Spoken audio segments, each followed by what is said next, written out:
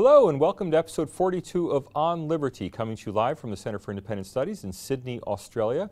I'm your host, Salvatore Babonis, and joining me today is journalist Zoe Daniel, former Washington bureau chief for the Australian Broadcasting Corporation and author of How an Unprecedented Presidency Changed Everything. Zoe Daniel, thank you for joining us today. Salvatore, great to be with you. Thanks for having me. How much time did you spend in Trumpland? So I was appointed to the role of US bureau chief for the ABC in mid-2015. I arrived late that year. So yeah, when I was appointed to that job, there was an expectation that Hillary Clinton would win the election. There was a sort of preconceived outcome. Donald Trump had just descended the golden escalator to declare his candidacy, but he was very much the kind of joke candidate. And then, of course, I was there throughout the 2016 campaign and the majority of the Trump presidency, which was a pretty relentless assignment, but ever fascinating for me and the bureau team. And this book, I should point out, is co-written by myself and my supervising producer from the DC bureau, Roscoe Whalen, who still works for the ABC, is now in the London bureau. Roscoe and I worked hand in hand on the campaign and during the Trump presidency. So he's been a fantastic partner in this endeavor. Oh, great. And you spent 4 years essentially, or a little more than 4 years, it sounds like, reporting from what you call Trumpland. What do you think are, and were then, but are now continuing to be the main sources of Donald Trump's support? Yeah, so I think what became apparent to me when I first started reporting on the primaries and caucuses for the 2016 campaign was that this was not a preconceived outcome at all, that Donald Trump had a lot of grassroots support. And I think in some ways it was kind of a perfect storm in that there were a lot of people, particularly in inland communities in America, the so-called flyover states, who were looking for an anti-establishment candidate, a renegade candidate, an anti-politician, and Donald Trump delivered that to them in spades. And of course, he was up against the ultimate establishment candidate in Hillary Clinton. And even Bernie Sanders on the Democratic side during that campaign was an anti-establishment candidate who gave Hillary a run for her money as well. So it was kind of a case of people coming out of 8 years of Barack Obama, feeling disappointed in many cases with what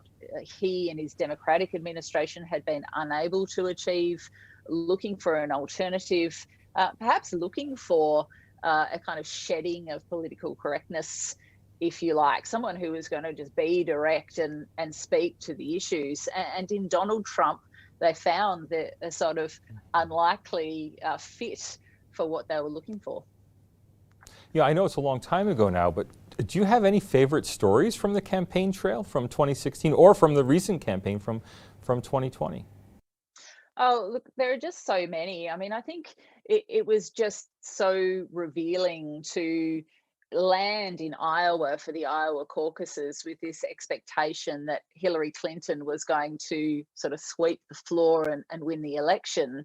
And to see thousands of people turning out at Donald Trump's events. And, Iowa's famous for its retail politics, where people go and they actually meet the candidates and you see candidates kind of serving coffee in coffee shops and perhaps, pouring a beer in a bar and actually speaking to people, and, small groups of people turning up in high school gyms, for example, to shake hands and say hi to Hillary Clinton. But even then, Salvatore, right at the beginning of the campaign, really, there were thousands of people turning out to see Donald Trump at these sort of rock star events. And we just saw that repeated over and over during the campaign, to the point that by the time it got to late in 2016, we went to an event in rural Virginia in an area that really should have been easily Democratic. And Donald Trump was late to that event because he was sort of snowed in up north or something. So even at midnight,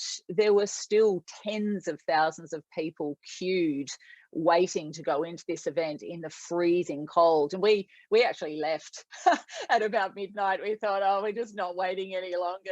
We've seen enough. And we drove out of the area, and there were just cars parked up everywhere for miles and miles from where the event was being held. And that kind of really said to me, something's going on here. Right. This is like a cultural shift. This is something quite unexpected. And of course, we all know what happened several weeks Right. later when Donald Trump won the election.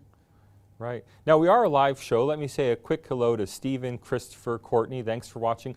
Please do start getting your questions for Zoe in. We can take them anytime. So if you have something to ask, go ahead and ask it via YouTube chat is the best way to get your questions in.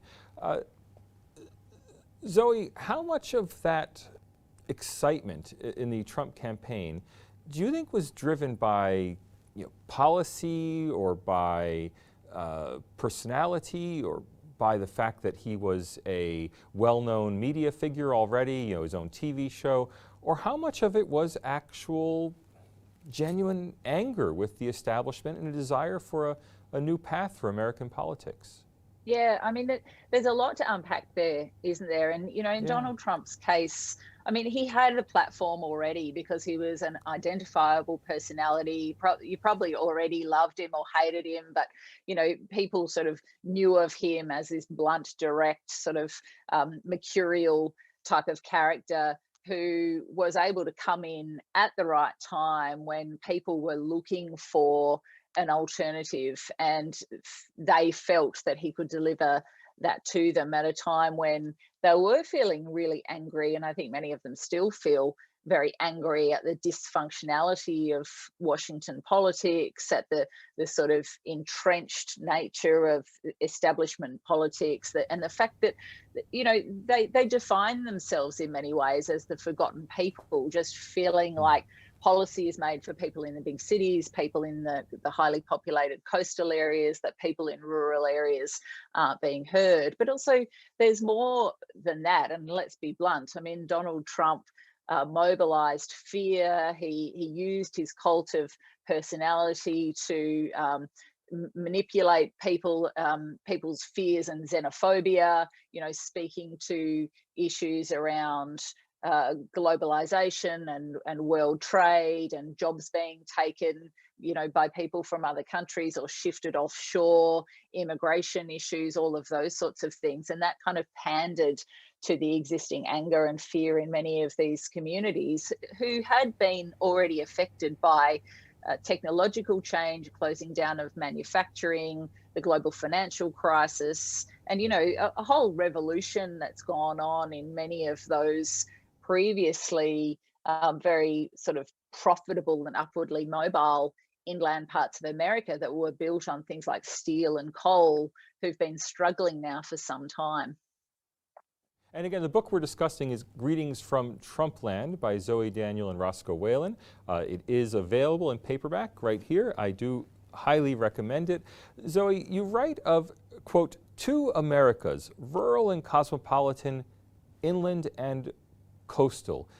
Is that only true of America, or might we say the same for Australia?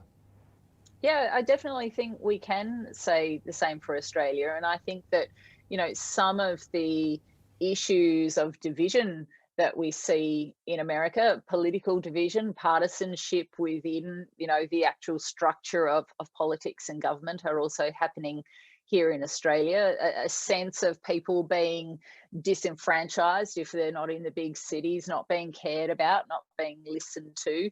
I definitely think all of that exists. And increasingly in Australia, that media partisanship that also tends to inflame that sense of division. But I think in the US, that runs much deeper, in part because it's such a large population that you can kind of afford to have media that speaks only to one or another side. And unfortunately, what tends to happen there is that people only watch, listen to, or read what they already believe. So it kind of amps up their belief and potentially their angers, their fears, rather than sort of getting a range of perspectives in the media that they're consuming. And I think that's something that Donald Trump also actively utilised, both as a campaign tactic in terms of the media coverage that he was able to get for himself, and also in the way that he communicated with people through the likes of Fox News, but also increasingly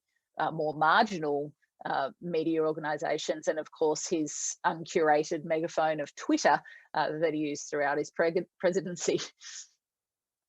I want to get back to that issue of Trump and the media, but first I have to squeeze in a couple questions from our viewers. The first one, I'm not sure if it's your area of expertise, but I'm going to throw it at you and you decide whether or not you'd like to comment on it. Christopher says that his observation is that Trump treated the leaderships of countries like Russia, China, and North Korea as rival business tycoons instead of as potential ideological enemies. Do you see some truth in that? Yeah, I do. And I do think that Donald Trump ran the country like a CEO. He certainly ran the White House and the administration like a CEO. It was a very top-down style of management that had kind of variable success in a way when you look at the amount of turnover that he had in his staffing during the administration. But also his relationship with those leaders on a global level is kind of interesting in that a lot of Donald Trump's modus operandi that we speak about in the book is sort of box ticking and being able to define himself as better than his rivals. So either able to beat those international leaders tactically in some way or beat his predecessors as president in some way. So to be able to be seen to have succeeded where others have failed, if you like.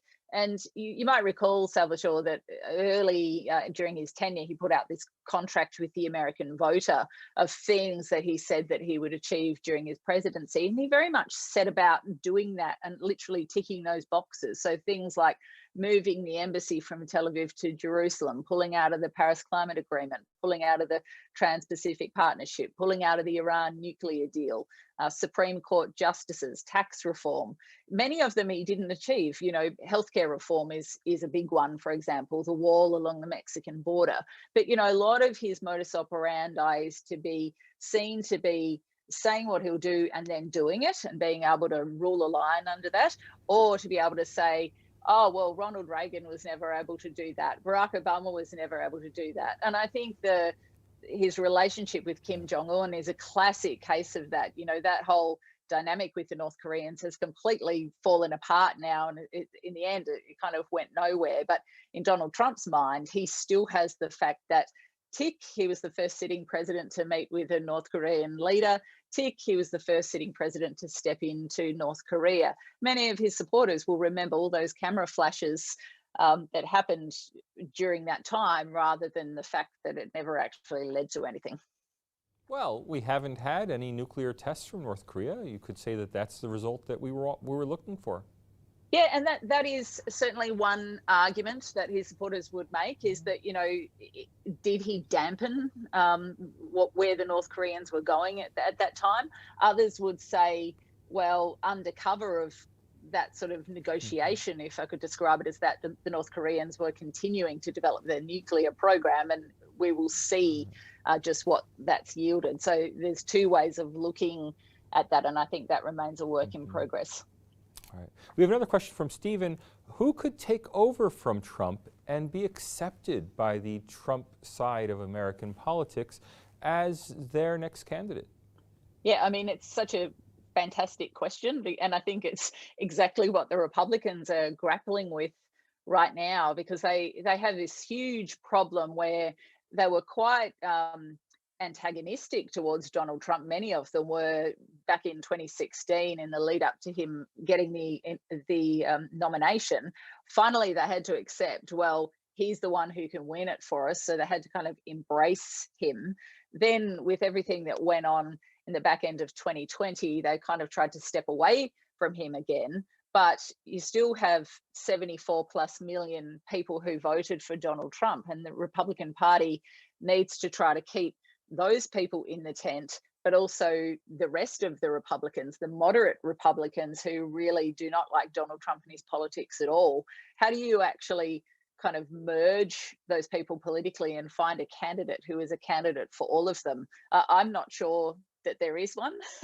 I certainly can't name one today. And I think, you know, Not Mike Pompeo?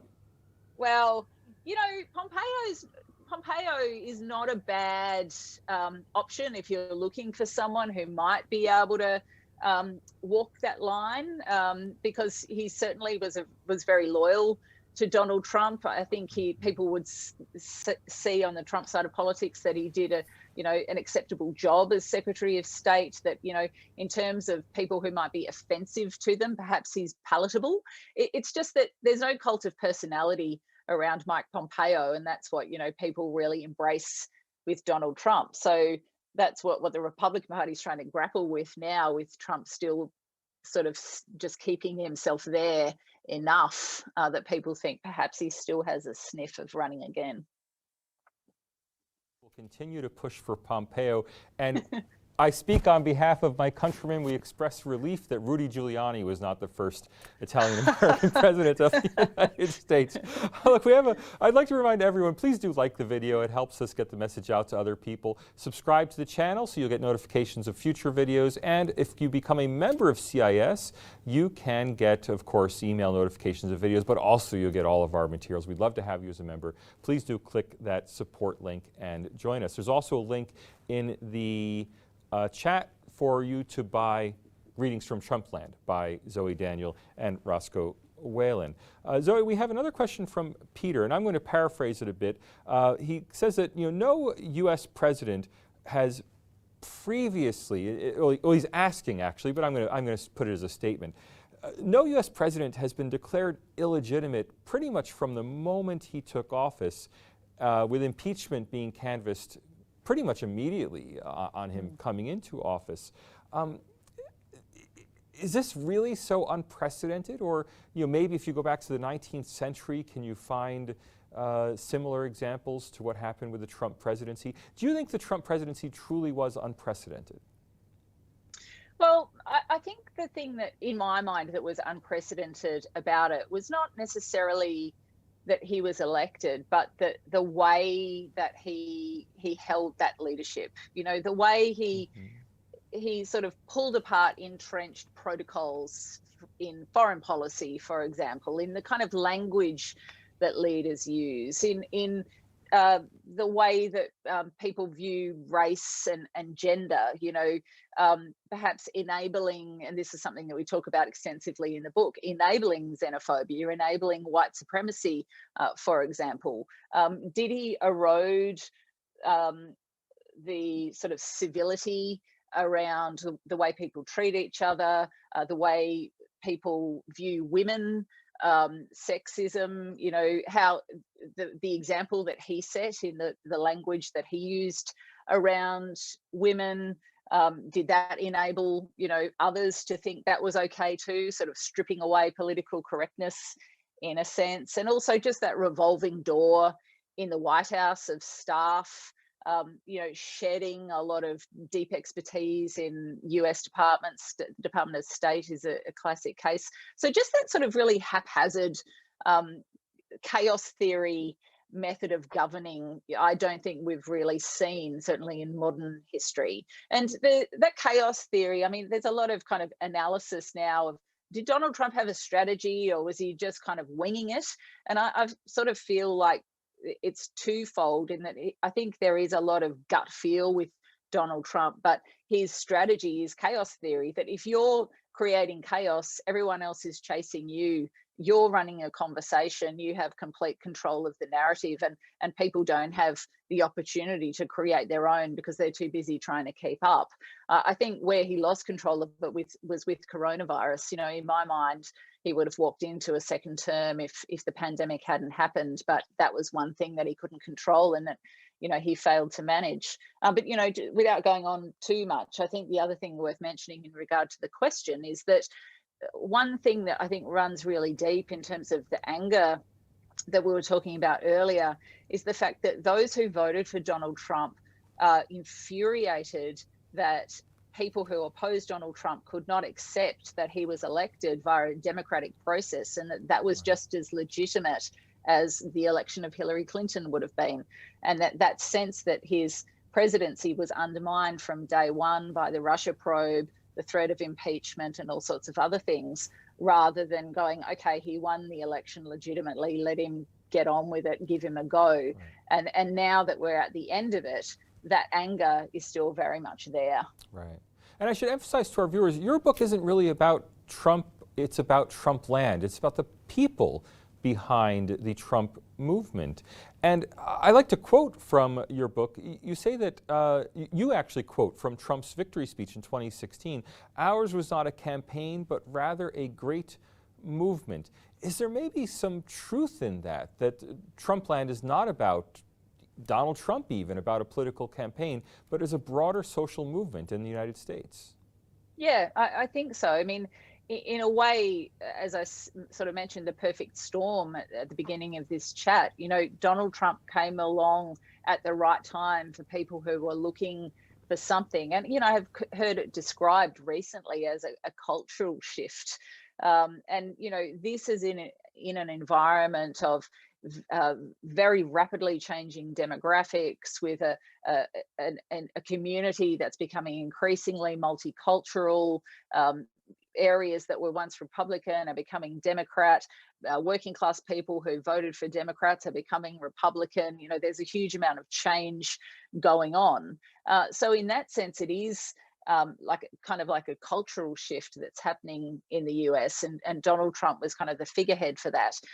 The thing that's sort of still the outlier to that conversation, though, is the fact that Donald Trump really did create that cult of personality that put him at the head of the Republican Party, that sort of forced the party to accept him, and that pulled all those people along behind him. And it's just a question, as we've already talked about, of, well, if it's not Donald Trump, who is it? Can anyone else mobilize people for better or worse in that way?